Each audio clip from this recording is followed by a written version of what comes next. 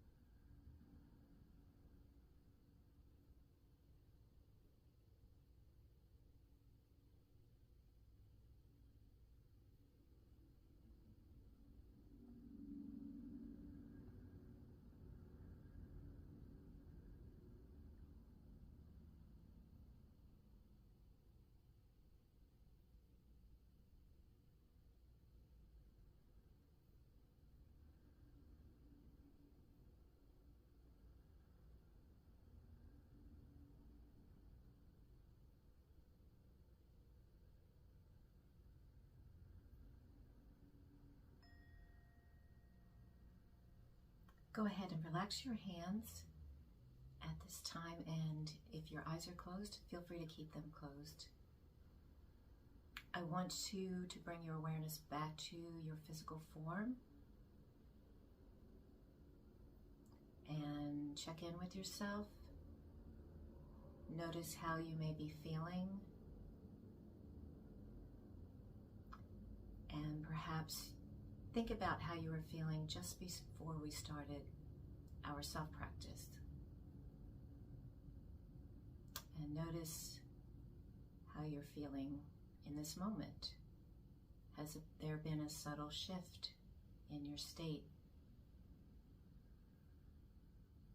And perhaps there's a word or two that would describe that at this time, how you're feeling. Just sit with that just for a few seconds here